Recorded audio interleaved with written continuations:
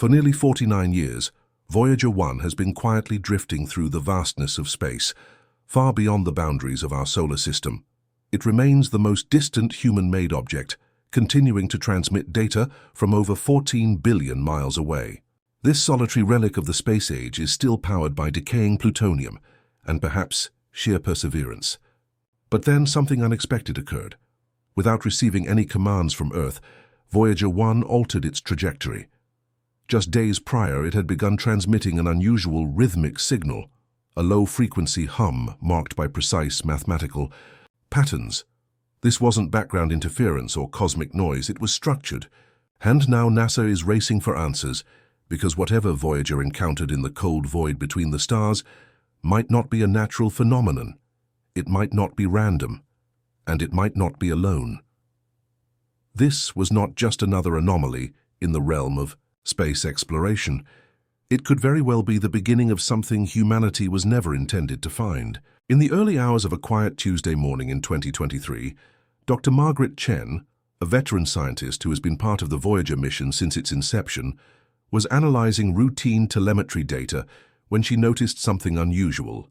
A new signal had emerged, faint, subtle, but undeniably structured. It pulsed rhythmically in the background of Voyager's standard transmissions. At first, mission engineers suspected a glitch, understandable for a spacecraft nearing 5 decades in age. However, further analysis ruled out this possibility. The pattern was deliberate, repeating sequences of prime numbers, an indication of information, not error. Multiple antennas across NASA's deep space network confirmed the signal's presence. Voyager didn't merely detect something, it appeared to be interacting with it, something capable of understanding structure, something intelligent. It replied not with words, but with silence, meaningful, deliberate silence. Then came the unexplainable. Voyager 1 fired its thrusters. According to mission logs, no commands had been sent. Yet the spacecraft's attitude control system initiated a minor orientation adjustment.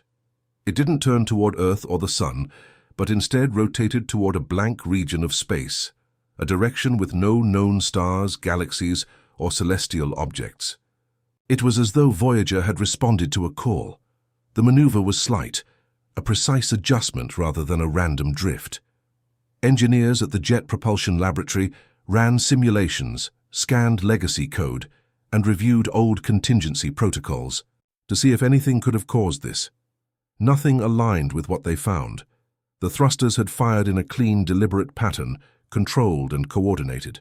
Even more strangely, Voyager's dormant camera array, deactivated since 1990, was repositioned toward this empty region. We had no reason to observe that part of space, but Voyager seemingly did. In the days following the maneuver, the strange hum became increasingly structured. It wasn't louder, but more refined, showing recursive mathematical sequences, symmetrical, intervals and geometric ratios that couldn't be attributed to cosmic radiation or magnetic fields. Some patterns even mirrored segments of Voyager's own radio handshake protocol, as if the source of the signal was mimicking or communicating in our language.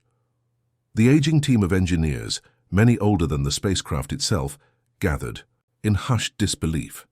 One described it as hearing a knock on a door you'd long forgotten existed, and Voyager 1, our furthest explorer, had already opened that door. As signal analysis intensified, researchers discovered something truly unsettling. Hidden within the modulation of the hum were sequences strikingly similar to elements of the Arecibo message, the radio transmission humanity sent into deep space in 1974 in hopes of contacting intelligent life. While not identical, the structure of the signal was undeniably related. This revelation divided the scientific community.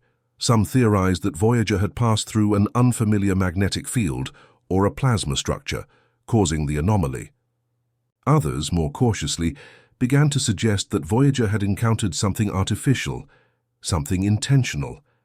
NASA's public response was carefully measured, describing the data as unusual patterns requiring further study. Behind the scenes, however, cryptographers, AI specialists, and astrophysicists were brought in. Classified meetings were held, Within the halls of JPL, a haunting question lingered.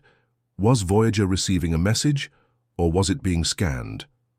Weeks went by. Voyager held its new orientation. The hum continued, growing in complexity, echoing deeper patterns of intentional thought.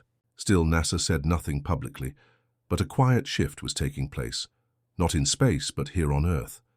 Independent observatories, amateur astronomers, and private research groups began to detect subtle electromagnetic disturbances from the direction in which Voyager had turned.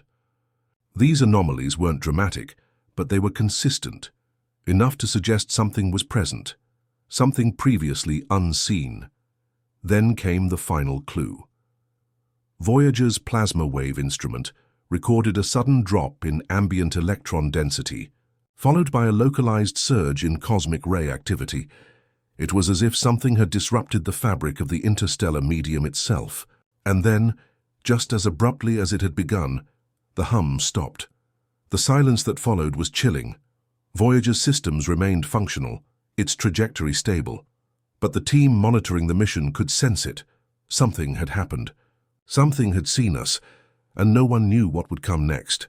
As word of Voyager's encounter leaked beyond scientific circles, speculation exploded across the globe. Leaked spectrograms of the signal were dissected by amateur codebreakers. Tech-savvy enthusiasts attempted to replicate the signal using radio telescopes. Some even claimed that subtle signal reflections had been detected within Earth's magnetic field. Echoes of the transmission altered and returned. Podcasts, think tanks, and late-night broadcasts all asked the same chilling question. What did Voyager 1 encounter? Theories varied wildly. Some believed Voyager had stumbled upon a dormant alien beacon. Others feared it had triggered a warning system, a kind of interstellar tripwire left behind by an ancient intelligence to alert them whenever a civilization reached too far. But the most unsettling aspect wasn't the signal itself. It was the silence that followed. NASA postponed briefings. The Deep Space Network declined to comment. Personnel closest to the mission abruptly stopped speaking to the press. Wonder soon gave way to unease, because when silence follows contact, it isn't peace we fear. It's judgment.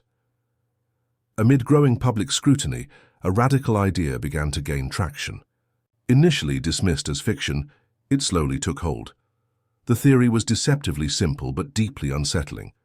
Voyager hadn't just detected something, it had activated it. Dr. Imani Reeve, a theoretical physicist, went public with her findings, in a live stream viewed by over 10 million people within a day. Based on the harmonic structure of the signal and Voyager's precise reorientation, she proposed that the probe had entered a region of synthetic gravity, a detection grid perhaps older than Earth itself. According to her model, Voyager's long-range signal may have inadvertently awakened or triggered a dormant surveillance system, a galactic monitoring net woven invisibly through interstellar space. Not to capture, but to observe, and when we crossed it, it responded. This would explain the hum, the precise maneuver, and the echo of Voyager's own language in the reply. In Reeve's words, "We didn't discover life. We crossed into something that had already accounted for ours." Then came a final twist. Dr. Sergio Alvarez, an astrobiologist working independently in Argentina, released a preprint paper that stunned the scientific community. Analyzing subtle deviations in particle flow around Voyager's location, he identified something statistically significant. Something, he argued, had entered Voyager's proximity, small, cold, and silent. He called it the shadow object. According to Alvarez's theory, Voyager may have activated a passive relic, not a spaceship or beacon, but a dormant machine built to observe, to adapt, and perhaps to respond.